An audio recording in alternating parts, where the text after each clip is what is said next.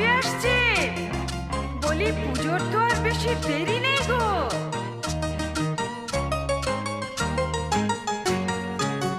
ঠাকুরজি কেমন তোমার ভাই লিখেছে পুজোয় ছুটি নাই, পুজোতে আসবে না বাড়ি।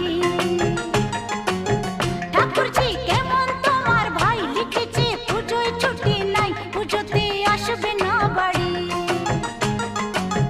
বলো তো লাগে কেমন, বোঝালে বুঝে কি